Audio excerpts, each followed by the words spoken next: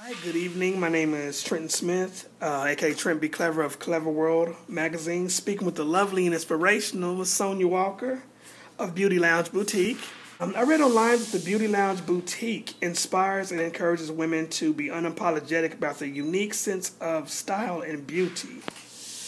Give me 3 examples on how the Beauty Lounge has empowered women through fashion, beauty, and style. It encourages them to try something that they've never tried before. It empowers them to feel better about themselves because oftentimes women don't feel so good about how they look, their body image. So when they come in, I try to cater to that. So it empowers them to just be themselves and to embrace who they are. In launching the Beauty Lounge Boutique in December of 2010, take us back to some of the obstacles that you faced as a young woman and business owner, and what were some of the things that you did to overcome certain challenges? The first part of that question, some of the challenges. Some of the challenges for me was people did not give real testimonies about how they got started. Most people said they had the money, they had 401ks, Right. They had all these things, but I didn't have any of that. My struggle was, how do I step out with no money? God has given me a vision. And because that was the thing that I lacked the most, it wasn't that I lacked vision, I lacked the finances to fund the vision. So with that, I learned early that you have to take a vision and you have to break it down into pieces and take small steps. You're not going to always have the support that you want. When you begin to walk on purpose, you lose a lot of people along the way. And that is a very lonely walk.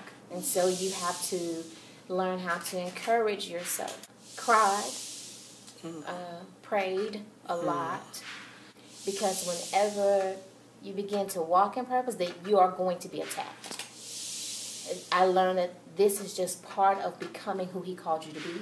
And ask for the wisdom, because I didn't want to become bitter, or resentful. I wanted to be better.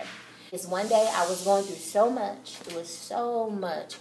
And I asked the Lord a question. I asked Him, I said, why am I going through so much? And He said, I'm clearing you for takeoff. Wow. Sometimes you want to take everyone with you. Right. But everyone is not designed to go. And what is your key factor in remaining humble and grounded? When you think about the things He brought you out of, you really don't have the right to criticize, to talk about, because I realize if we sit down and have a conversation, we all can relate to one another. So that keeps me grounded. Anybody can talk about when they arrive. Right.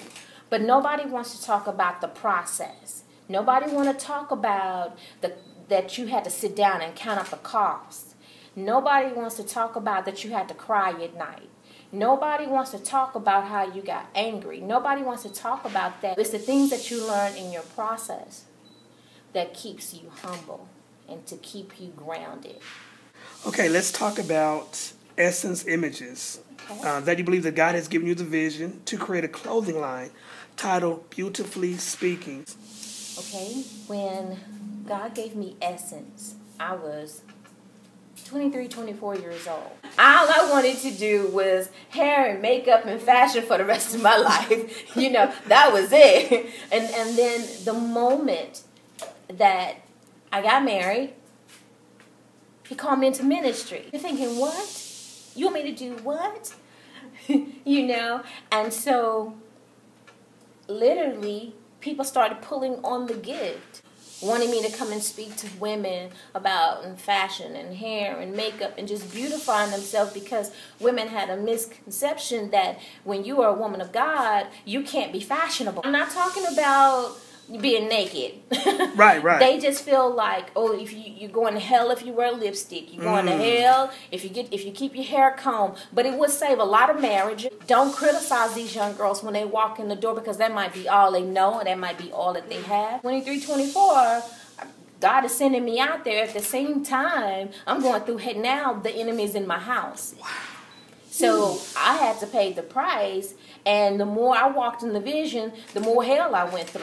It cost me my marriage. It cost me because he was like, no, you are not called. I went against, so many people told me that I wasn't called of God. Through that, that's how Essence was birthed. Beautifully Speaking was birthed because the messages that God would give me would be so hard, but it was wrapped in so much love. So someone asked me to write for a magazine, and I would write things like, stop being the chick on the side, love in a club, are you taking your private public?